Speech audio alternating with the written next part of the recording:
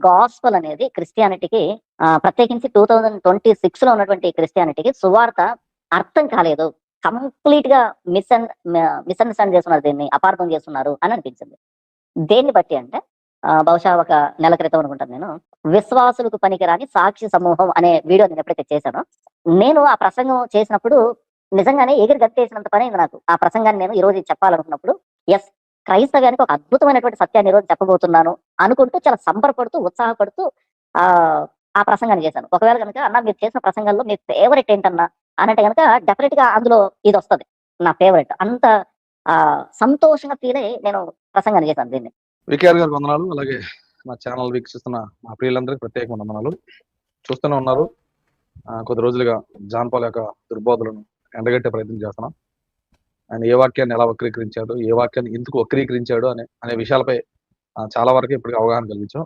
ఇకపోతే చివరికి టైటిల్లో మీరు చూసినట్లుగా 2026లో ఉన్న ఈ క్రిస్టియానిటీకి సువార్త అంటే ఏంటో అర్థం కాలేదన్నట్లుగా, ఆయనకి మాత్రమే ఈ మధ్య ఏదో దేవుడు ఏదో జ్ఞానబోలు వెలిగించి సువార్త ఏంటో తెలియజేసినట్లుగా ఆయన మాట్లాడుతూ అసలైన సువార్త ఏంటి, బైబిల్లో ఉన్న సువార్త ఏంటి, బైబిల్లో ఉన్న సువార్తని ఎలా ఆయన కలిపి చేర్పేశాడో అనేక సంగతులు ఈ లైవ్ ద్వారా మాట్లాడాలని మేము ఆశపడుతున్నాం. ఇప్పటి వరకు వికేఆర్ గారు అనేక సంగతులు తెలియజేస్తూ వచ్చారు.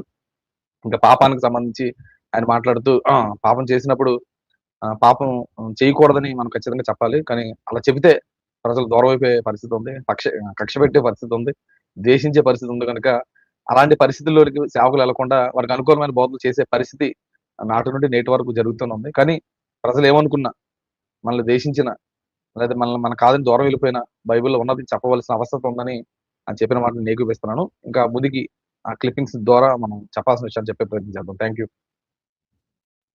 ఓకే, చాలా సంతోషం తమ్ముడు. ఇప్పటివరకు నేను మాట్లాడిన మాటలు వినే ఉంటావు. దీని గురించి ఒక చిన్న వివరణ ఇవ్వు తమ్ముడు. ఏంటి అని అంటే, ఈ విధమైన బోధ చేస్తే, అంటే జాన్ పాల్ చేసిన బోధ లాంటి బోధ చేస్తే వాళ్ళు ఆదరింపబడ్డారంట, వాళ్ళు ఊరట చెందారంట. దీన్ని ఎలా చూడొచ్చు? ఖచ్చితంగా ఆదరింపడతారని, ఎందుకంటే ప్రజలకు అది అనుకూలమైన బోధ కనుక ప్రజలను గద్దించకుండా ప్రజలను జోకొడుతూ మనం ఎంతకాలం చెప్పినా ప్రజలు ఆదరింపడతారు, ఆనందంగా ఉంటారు, సంఘానికి వస్తూ ఉంటారు, సేవకులకు అనుకూలంగా కూడా ఉంటారు. ఎప్పుడైతే మనం బోధ చేత గద్దించడం, ఖండించడం, తప్పుదిద్దడం ఎప్పుడైతే మనం చేస్తామో, బైబిల్ బోధన ఎప్పుడైతే చేస్తామో ప్రజలు ఖచ్చితంగా ద్వేషిస్తారు, ఖచ్చితంగా దూరం అవుతారు. పైగా అసలు సిసలైన విషయం ఏంటంటే, బైబిల్లో ఉన్న విషయాలు చెప్పినప్పుడే నిజంగా మనిషి ఆదరింపడతాడు. ఏది బాగా బతకాలనుకున్నవాడు, బాగా బతకాలి, దేవుని కోసం బతకాలి, దేవుని కోసం ఏదైనా చేయాలి, పరలోకం వెళ్ళాలనుకున్నవాడు ఖచ్చితంగా బైబిల్లో ఉన్నట్టు చెప్తే ఆదరింపడతాడు. ఏముందలేండి, అందరితో పాటు గుంపులో గోవిందలో మన ప్రార్థనకు వెళ్ళాలి, రావాలి, ఎవడ పరలోకి చూశాడు, ఎవడ పరలోకి వెళ్తాడు లేదు గ్యారెంటీ లేదు, ఏదో ఆడుతూ పాడుతూ ఏదో ప్రార్థనకు వచ్చి వెళ్ళాలి అనుకునే వారికి ఈ మాటలు నిజంగా వాళ్ళకి ఆదరణ కలిగిస్తాయి. కానీ పరలోకం వెళ్ళాలనుకునే వాడికి మాత్రం బైబిల్లో ఉన్న సంగతులు చెప్తేనే వాడు ఆదరింపడతాడు.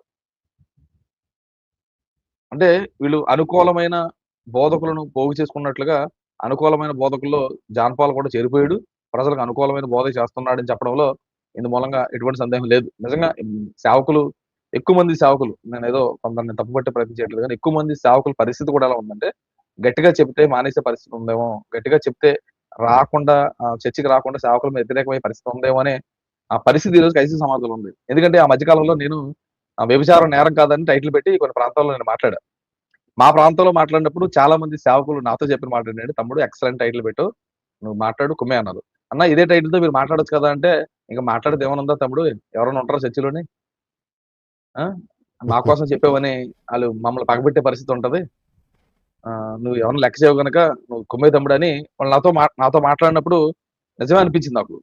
ఎందుకంటే నేను ఎందుకు తెగించానంటే, నా కాడు ఉన్నా లేకపోయినా బాగా ఉండేవాడే మంచోడు, నా కాడు ఉంటే చాలా నలుగురున్నా చాలు, ఈ పుట్టు వేస్ట్ అనుకునే మొండిగా వెళ్ళేవాడు నేను. ఆ టైంలో మొండిగా వెళ్తూ నా దగ్గర మంచోళ్ళు ఉంటే చాలు, బాగా బతకాలనుకుని నలుగురున్నా చాలు అనుకున్న ఉద్దేశంతో అలాంటి టైటిల్తో గట్టిగా మాట్లాడుతుండేవాడు. కానీ సేవకులు ఆ విషయాన్ని వింటున్నప్పుడు ఆనందించారు, టైటిల్ పెట్టినప్పుడు ఆనందించారు, కానీ వాళ్ళ సంఘాల్లో చెప్పుకునే పరిస్థితి లేదు, ఆ వాతావరణం లేదు. ఎందుకంటే అన్ని సంఘాల్లో ఇలాంటి వాళ్ళు కొంతమంది ఉంటారు కనుక సేవకులకు ఆ విషయాలు తెలుస్తుంటాయి కనుక మా కొరకు ఈ ప్రసంగం చెప్పాడని వారు నొచ్చుకొని బాధపడి సంఘానికి సేవకుడు దూరం అయిపోయే పరిస్థితి ఉంటుందని చెప్పకుండా ఆ ప్రసంగాలు చెప్పకుండా ఆగిపోయిన ఉన్నారు. కొంతమంది చెప్తేనేమో వెళ్ళిపోయే పరిస్థితి ఉంది. ఇక జాన్ పాల్ ఏం చేసేటంటే తెలివిగా ఎందుకు విశ్వాసులతో మనకి ఇబ్బంది, నా కాడి నుంచి వెళ్ళిపోవడం, సంఘం నుంచి వెళ్ళిపోవడం, లేదు ఎందుకు అతను పాపంలో పడిపోయాడు గనక ఇది డిఫరెంట్ మళ్ళా. అదేదండి ఎందుకు ఈ గోలంతా ఎందుకు, హ్యాపీగా పాపం చేసిన ఏం కాదు, అందరూ పాపం చేస్తారు కదా, భక్తులే పాపం చేశారు అని తెలివిగా ఆ ప్రజలతో ఇబ్బంది లేకుండా తన అనుకూలమైన బోధ చేశాడు. అసలు చెప్పకుండా ఉండడం, పాపం చేయొద్దని చెప్పకుండా ఉండడం అనుకూలమైన బోధే, పాపం చేసినా పర్వాలేదు అని చెప్పడం కూడా అనుకూలమైన బోధే. నేను 2 విషయాలు చెప్తున్నాడు. పాపం చెయ్యొద్దు అని ఖచ్చితంగా చెప్పకుండా చేసే బోధ కూడా అనుకూలమైన బోధే, పాపం చేసినా పర్వాలేదు అని చెప్పే బోధ కూడా అనుకూలమైన బోధే.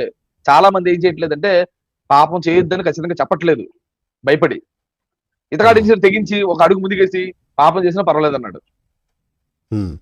చేయొద్దు అని చెప్పకుండా ఉన్నవారు అనుకూల బోధకులే, చేసినా పర్వాలేదు అని చెప్పి ఇతగాడు కూడా అనుకూలమైన బోధకుడే. నేనేమంటానంటే ప్రజలు మన దగ్గరికి వస్తున్నవారు వారు బాగా బతకడమే, వారిని ఖచ్చితంగా పరలోకం తీసుకెళ్లాలన్న ఒక మంచి ఉద్దేశాలతో సేవ చేసే ఏ సేవకుడైనా సరే పాపం చేయొద్దని చెప్తాడని, పాపం చేయకూడదని చెప్తాడని. కనుక మనోడు అనుకూలమైన బోధ చేశాడని చెప్పడానికి నేను ఈ విషయాలను చెప్పానండి. Thank you.